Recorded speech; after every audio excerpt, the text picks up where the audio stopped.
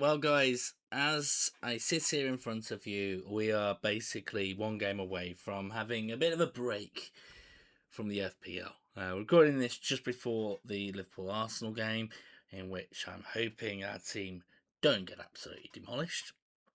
But you'd think this will be the end of the football videos, at least for a week.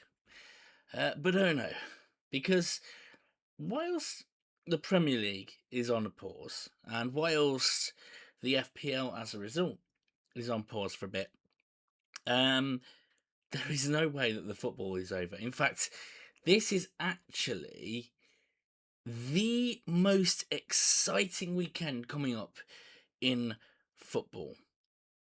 I'm talking, of course, about the FA Cup third round. The round of 64 is apparently the most exciting weekend in English football. And you're probably like going, wait, hold on. That doesn't make any sense whatsoever, right? Like, if it's an exciting competition, great. Well, then it must be the FA Cup first round. That must be the most exciting. Or maybe it's the FA Cup final, or something like that.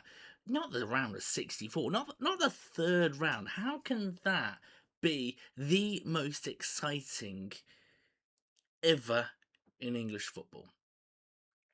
We see this is a special round, and that's what I'm going to basically be here to talk to you about. And it culminates in some quite weird situations.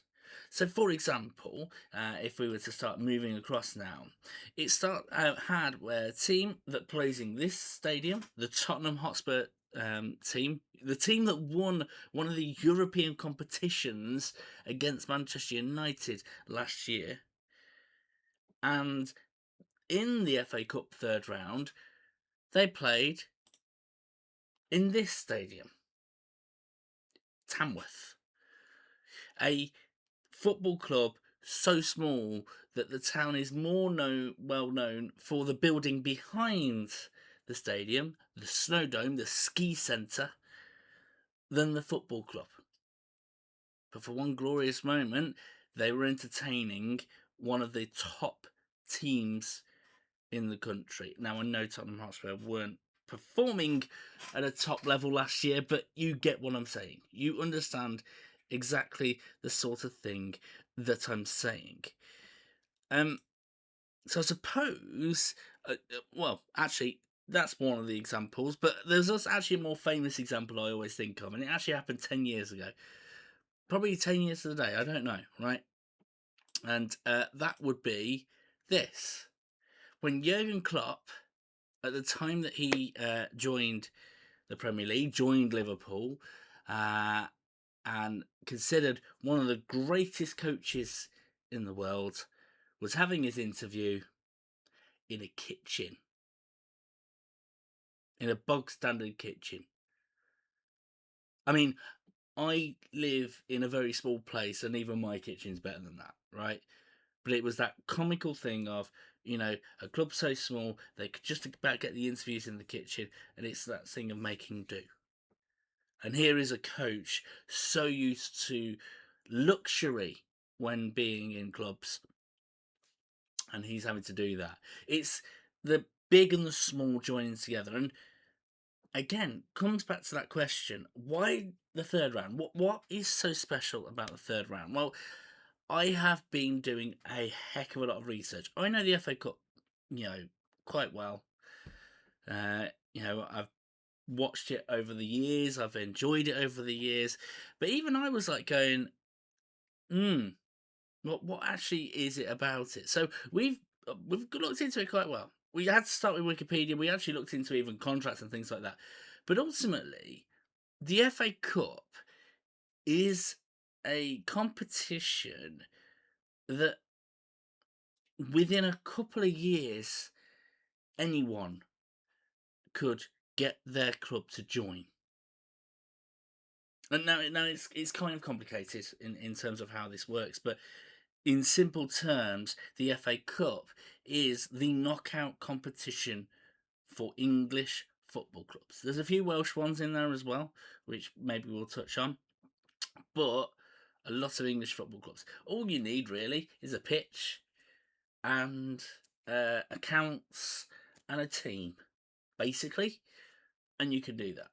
And this is how it basically works. Now, we're not focused on the rounds so much, but actually the leagues entering the round in terms of the steps and everything like that. We're going to start talking a bit about the football league system. My brain is probably going to break by the end of it, and we're going to go a little bit complicated. So if any of you guys have any questions, feel free to put them in the comments below. If when we're going through the fixtures, you see your small time team, the one that's local to you that pops up, feel free to put that in the comment below as well. But we're going to be going into a real deep dive into it. We're going proper nerdy on a sport. So let's go into it. The main thing we're going to start off with is these preliminary rounds, the qualifying rounds basically here. So the qualifying rounds at the start. This started way back in August, as you can see.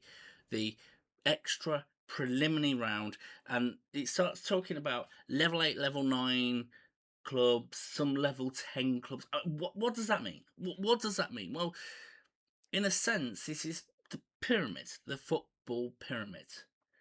Level 1 being right at the top, the creme de la creme, and slowly going down that pyramid until we get down to level 10.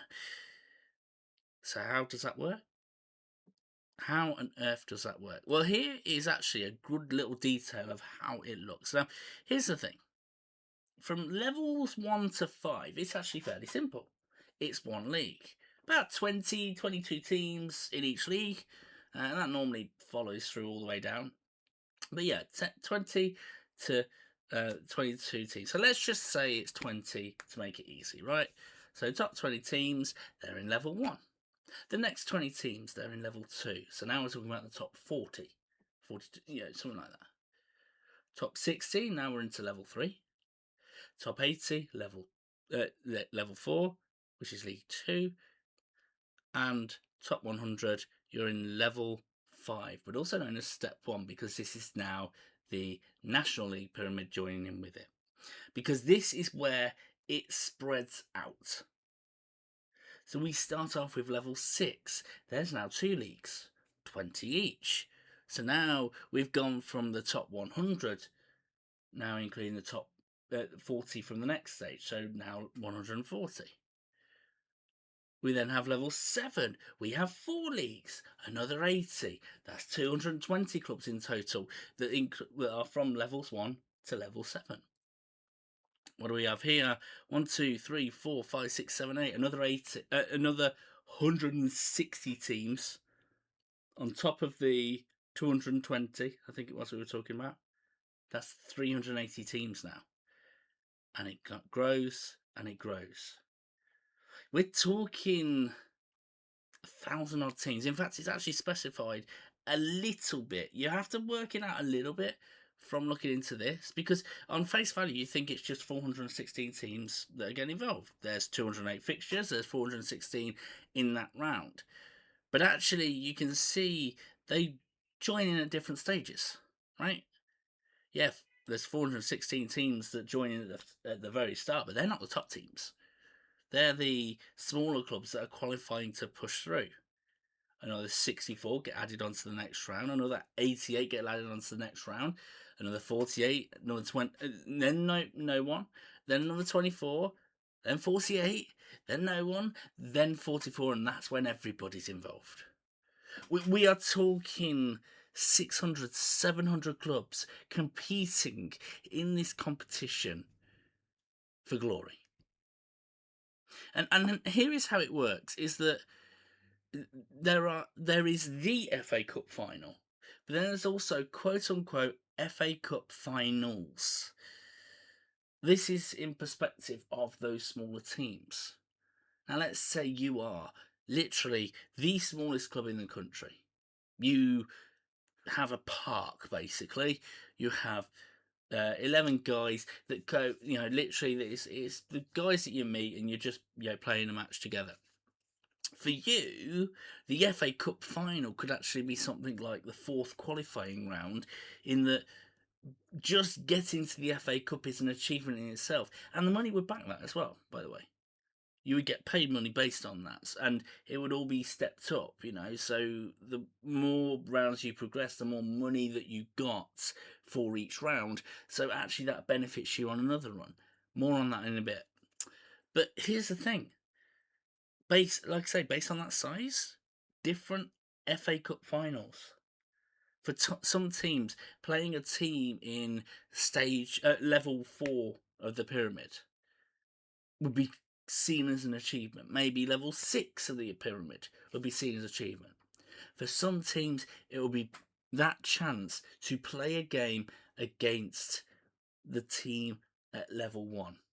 And now you're starting to see where this gets exciting, because this is the round that the level 1 clubs and the level 2 clubs, they're joining. This is, in a sense, a load of FA Cup finals that could be happening right in front of our eyes. And guess what? It's a football game. Anything can happen. Money aside, and situations aside, even if you are a team of amateurs where you're working a 9 to 5 and you're literally just playing football for the fun of it on a Saturday, and you're paying to play, and you're up against a team where they are able to train every day, they are getting paid to play, they are literally getting pampered so they can focus on nothing but football. It's still 11 players. Against 11 players, you still have a chance to beat them. And that's where we get giant killings, where a level 1 team, a level 2 team could end up being knocked out by the little kids. That's what makes it special. So there ends up being this quite interesting quandary when it comes to the FA Cup. Now, this is all done by a draw. It's completely by chance, pulled out by a draw. And sometimes the FA Cup draw is exciting in itself because of the fixtures that come out as a result of it. Now, if you're a supporter of a big club, and I'm actually going to include anyone in levels 1 and 2 here, you kind of want to play against a team that is on your level, sort of. Because as I mentioned, it's a football game. You could win or lose, right? And yeah, there's a little bit of shame in losing to a team that is sort of your equal, maybe a little bit lower than yourself, but at the end of the day, you're still all professional players. You're still getting paid to do your job. But losing to a team that literally has to work full time to fund their careers, and you are earning more in a week than they are in a year, that can get embarrassing. So you kind of want a big team. But so do the small clubs. The small clubs want a big team as well, because guess what? This is where the money comes in.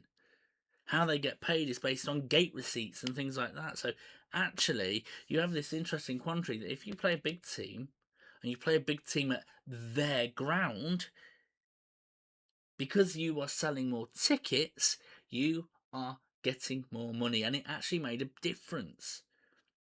We're talking about Tottenham Hotspur against Tamworth, and the focus on the comedy of Tottenham Hotspur going to a ground so small. But the funds that Tamworth got from that competition allowed them to offer a contract to their head coach for a couple of years, so he could quit his job and focus on football, rather than having to do his day job and football at the same time. So basically, just through those games, it allowed Tamworth from being a sort of semi-professional club to be a bit more professional. And granted, they've still got football players that work part-time, but it made a difference. This money makes a difference to these clubs.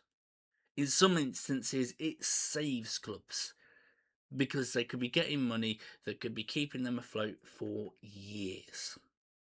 Now you're starting to see why the FA Cup is so special. So, with all that in mind, with that fact of the biggest clubs kind of want big clubs as well. The lowest clubs, they want that big club for the FA Cup final. Let's focus on those smallest teams, because it's kind of a bit of a flex to be the smallest team or one of the smallest teams in this competition. And we're going to focus on the three smallest, because that is what this webpage that I found, I think it was a bet website, but that's another matter altogether. But these are the three lowest ranked teams in the FA Cup, and we're going to actually sort of kind of follow their journey to a certain extent and go through it. So the first one we had was Macclesfield Town. They are in step 6 of that division, so the top 20, 40, 60, 80, 100, 140. These are the guys ranked between 101st and 140th. So they've got a good chance here. They had that chance, and you can see it says first round opponent, second round opponent, but there was more to it. Right? I said step 6, and this will also apply to Weston-super-Mare. This will also might apply to Boreham Wood as well. But actually, step 6, they came into the second round of qualifying. They weren't even in the FA Cup to start off with. They had to qualify for it. So even just by achieving getting to the first round, they had won 3 matches. And the same applies to the other 2 that were mentioned there, or Weston-super-Mare especially. Now, Boreham Wood had a little easier time. They were in the 4th round. Just to qualify, they had to win 1 match. But we're now talking the 3rd round here. We're talking about teams that have won 3 to 5 matches just to get to this point. And as you can imagine, with each round going up, the difficulty is increasing.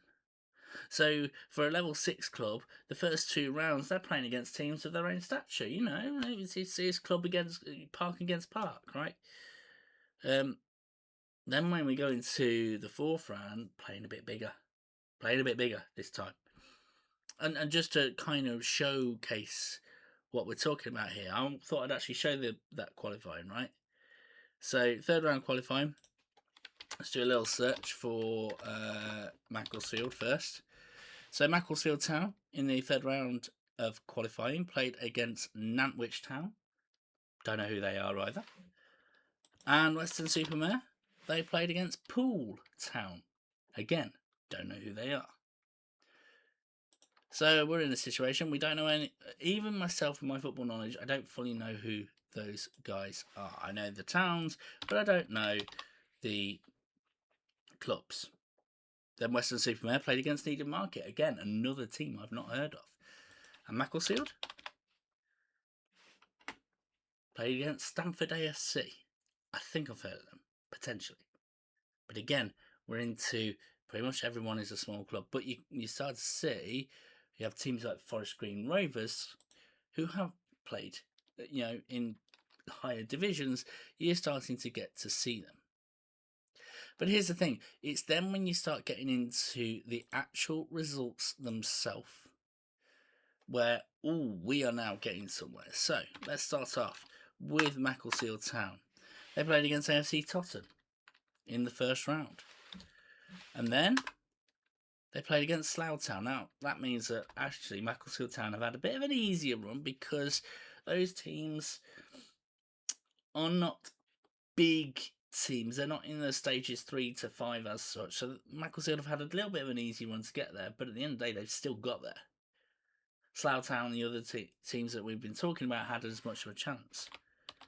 Weston-super-Mare played Chelmsford City and Aldershot Town. Now, Aldershot is definitely a team that has been heard of. This is definitely now Weston-super-Mare punching above their weight in those 2 rounds.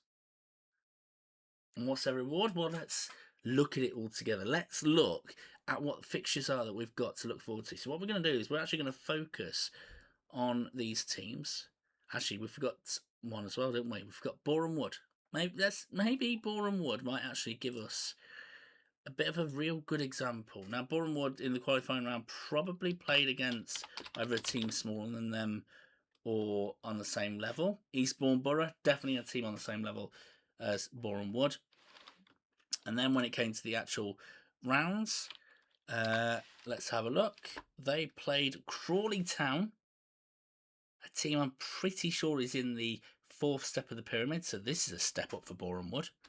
And then Newport County, again, a step above Boreham Wood, so Boreham Wood have been punching above their weight to get to this. But like I say, we're going to focus on Macclesfield, as well as focusing on the Premier League teams, to see what challenges and pitfalls are going to come their way. We're going to focus on Weston-super-Mare, Macclesfield Town, and Boreham Wood to see what excites them. And maybe they'll all combine together. We will see.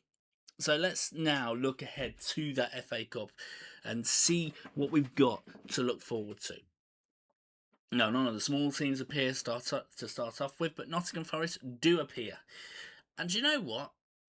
It's a smaller team in Wrexham, but it's actually kind of like it's a team on the up. Wrexham are a team in the Championship Level 2, and have been rising very, very rapidly recently. So it's almost like they're catching a wave. No one really fully knows what level they are at. They think they're at the Championship level, but who knows what might happen. So if Nottingham Forest was to lose this, it'd be a bruise, but wouldn't be the worst in the world. Wrexham have got a chance, and Wrexham do have a chance to beat Nottingham Forest. And you can see where things start to combine, because let's say that you are a team that's performing well in your division, whether that be level 2, level 3, level 4, level 5, level 6, right? And you're playing against a team such as Nottingham Forest, who have been struggling to get results. Well, you're in a better frame of mind than they are, because you're like, oh, we're on the rise. How far can we punch? And the team that's in the relegation situation and struggling for form, it's like, of all the times, we now really need to make sure we don't lose against a smaller team. Nerves, anxiety sets in for those teams. It's what you get for being a professional footballer. So that's Nottingham Forest Wrexham. Certainly one to keep an eye out for on that side of things. Then moving on to Saturday, we have Everton and Sunderland have got away with it. Everton and Sunderland have got away with it. They are playing against a team on the same level. This will be a case of honours even. Whoever wins, wins. It's fine. If we win, it's amazing. But if we lose, fair enough. It happens, right? Macclesfield is our next team. And they have got a trip to Crystal Palace. This is a huge step up. Now, for their manager, Robbie Savage, I think he's still managing Macclesfield at the time, it's a trip down memory lane because he used to play in the Premier League. But for his players, it's going to be a shock to the system. But do you remember what I mentioned about Jurgen Klopp in his interview in the kitchen? This is going to be a shock to the system for Crystal Palace. They've got a good ground, a sizable ground. They're going to be going to a club where they might have,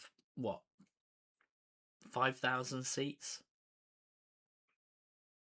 They probably have a log cabin or a container where people get changed in. Like we're talking cheap stuff here, right? And it'll be a shock to the system for Crystal Palace, so for them to get used to.